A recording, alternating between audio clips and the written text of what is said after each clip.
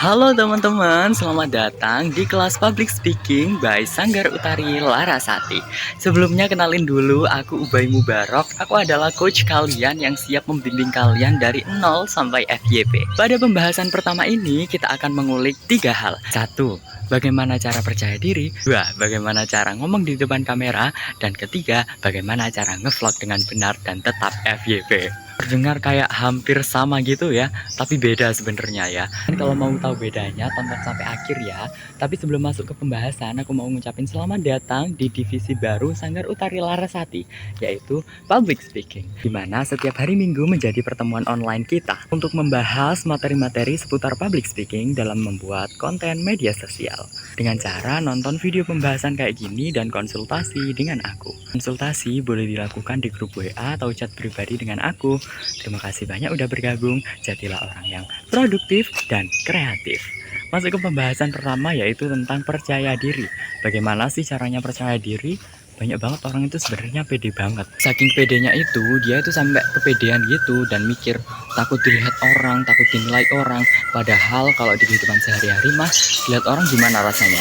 Biasa aja kan? Kenapa? Karena semua orang punya mata, dan dengan mata itu orang mencerna ke otak. Adalah itu pikiran suka dan gak suka.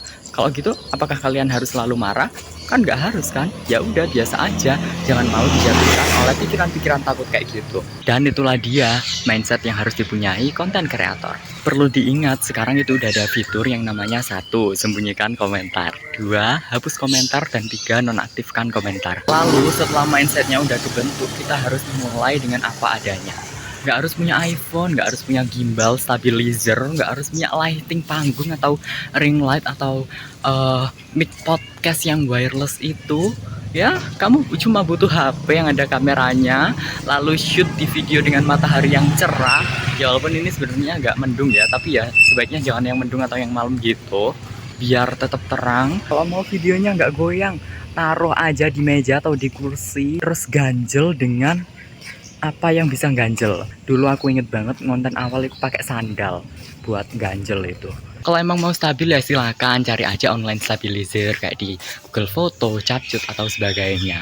Lalu kalau mau videonya, audionya itu jelas, itu pakai earphone yang ada kabelnya itu loh.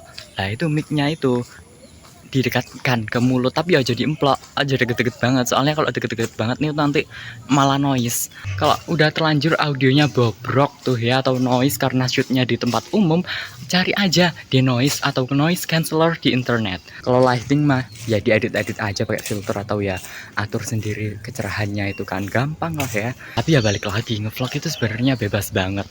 Nggak stabil itu justru jadi sensasi dalam menonton. Kayak misalnya vlogger lari gini nih.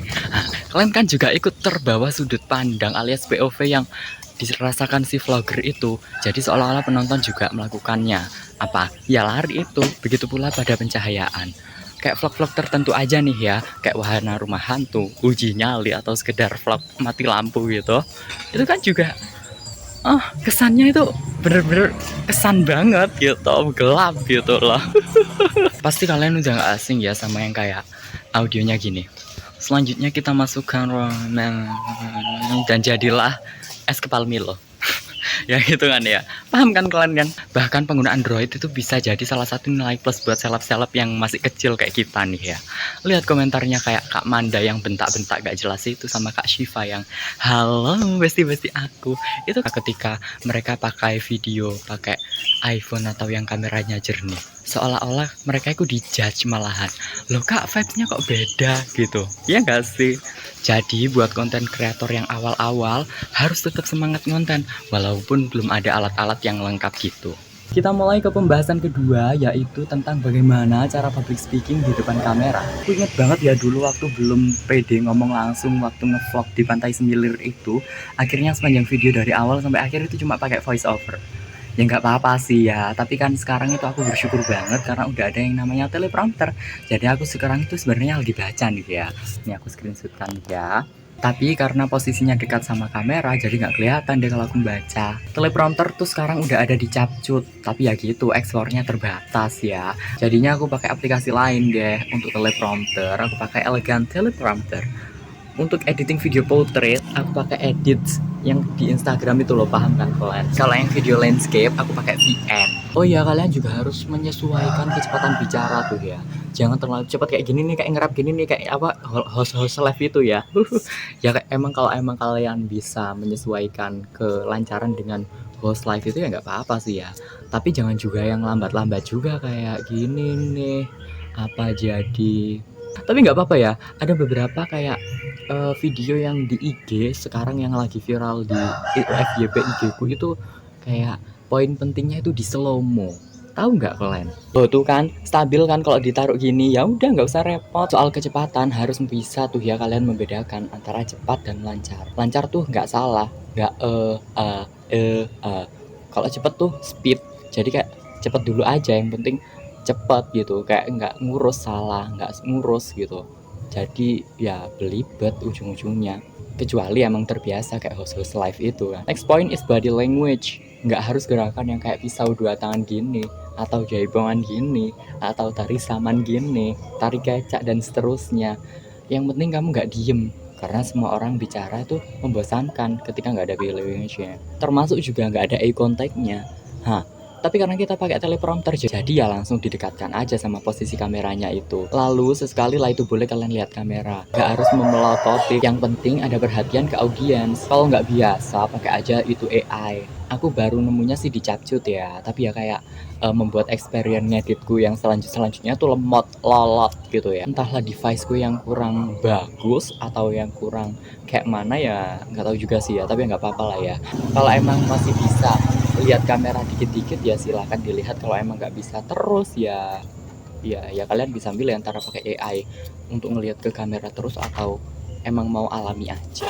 Karena balik lagi vlog itu bebas, kalian bisa duduk, kalian bisa berdiri, kalian bisa jungkir balik, dan ya udah. Itulah dokumentasi ya, terserah kalian, yang penting harus selalu diimprove sambil jalan gitu. Kita lanjut ke pembahasan ketiga, yaitu tentang bagaimana cara ngevlog. Ini nih yang paling inti, tapi ya sebenarnya udah disenggol-senggol di 2 poin tadi. Gak apa-apa deh ya, hitung-hitung buat penegasan ulang. Step pertama, agar vlog jadi menarik, kalian harus tampil dengan lebih pede dan excited. Excited itu apa sih? Intinya excited itu semangat. Kayak excited itu gak sabar, excited itu gitu loh.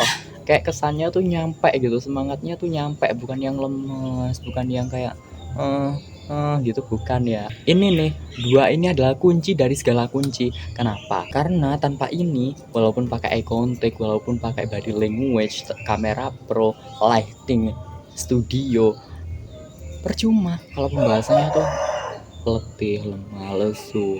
Kayak walaupun pakai eye contact kayak gini nih, karena kan nggak enak kan. Ya kecuali emang pembahasannya videonya itu bertema kayak males-malesan. Misalnya apa? Duduk santai sambil menikmati kopi, menikmati pemandangan, sinematik.